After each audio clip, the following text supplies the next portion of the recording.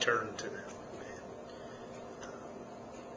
As I furthered my education in psychology and having taken a few more advanced courses, know that the symptoms that I had were more PTSD symptoms than they were bipolar symptoms, and I knew that, I don't have any, man, that psychiatrist, it was just what happened, and I think that the medications did help me in early sobriety because of the nature and the kinds of abuse that happened earlier on. So as a whole, I think it was a good deal, but definitely not something that I have some chemical imbalance that can be treated with a healthy lifestyle, proper nutrition, and that kind of thing. Just to further clarify a little bit on this subject, what part did recovery from alcohol and drugs play in healing the wounds of sexual abuse? They were just part of my spiritual journey. It's interesting as that may sound to some people. I look at everyone's life as a spiritual journey.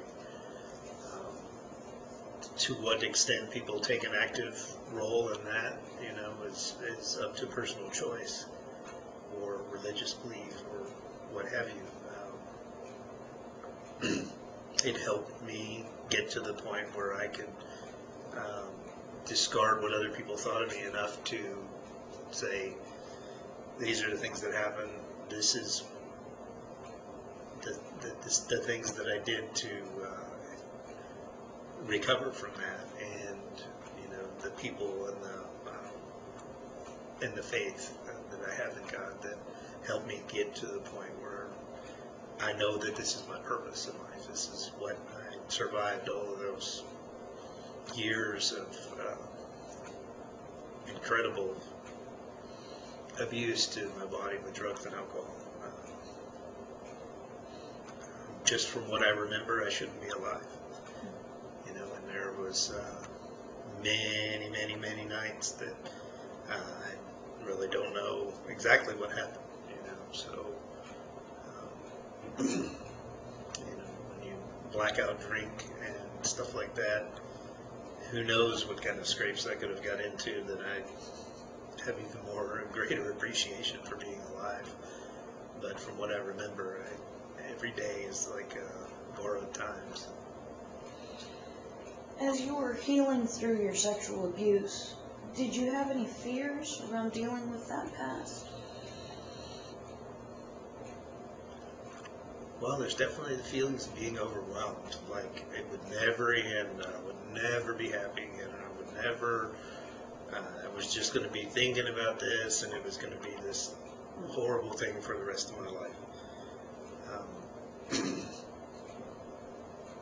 then there was a period of time that, it was like, God, I just want to have a normal life, but in persisting and just continuing to work through those issues and continuing to move forward personally, spiritually, physically, we've gotten on the other side of that, and walking through those fears are the essentials of recovery. And it's where most people don't continue to make the effort, and I've seen what happens with people that have been drawn into my life that have had similar kinds of abuse that didn't get to that point, and a lot of them are not alive anymore, for various reasons, overdose or suicide or whatever. But that's not what I want for my life, and that's not what I think God wants for my life. So this is more in line with what I think God wants for my life, to continue to move forward, to continue to improve myself, to continue to give back and serve in the capacity that I enjoy to be able to serve in. What kind of obstacles do you continue to face in this healing process? Just fear. Mostly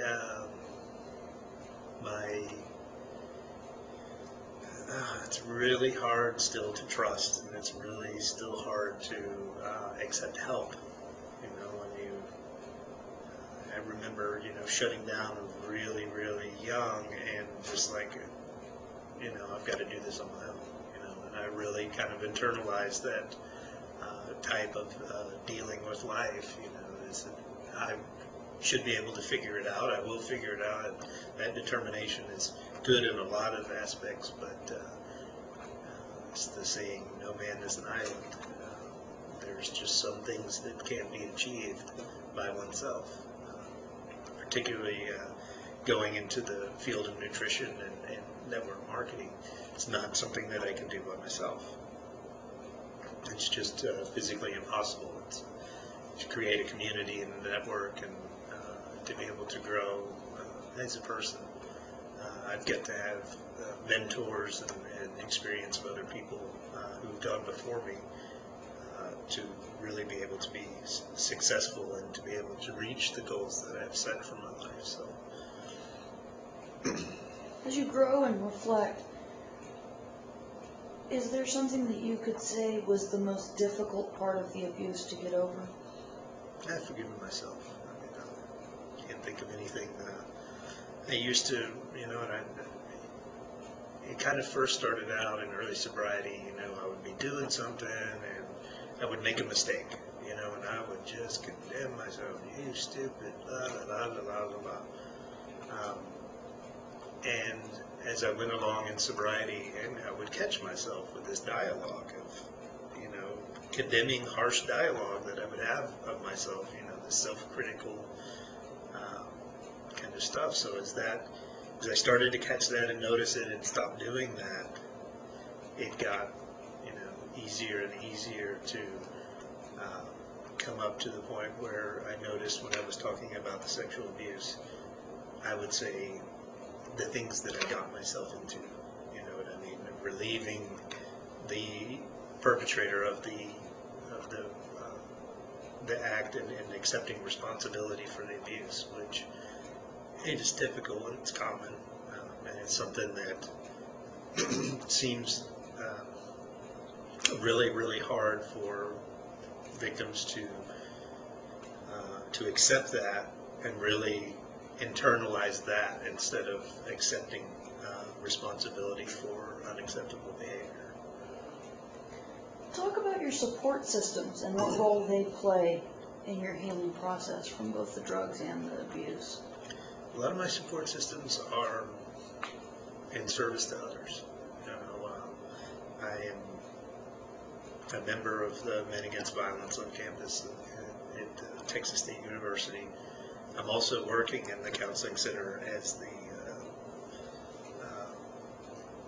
graduate research assistant for two peer education student groups. One is the Men Against Violence, the other is the network, and they both are organizations where the students go out and educate other students on campus about body image or stress, time management, alcohol, dating violence, healthy relationships, some of those issues, just to open up the conversation is one of the things that really kind of draws me, it keeps me going. For the first part of my recovery, I leaned very heavily in poetry and just being able to write and slowly start to speak about through my writing some of the things that happened, and got to the point where I was comfortable not only writing and reading about it, but then eventually got to the point where I could talk about it. All through my sobriety, ever since the first couple of months, I've gone to different treatment facilities and to jails and prisons and shared my story about the recovery from drugs and alcohol. But for those first 4 or 5 years, I really didn't talk so much about the abuse. There was still, I guess that what will people think of me, or that fear of criticism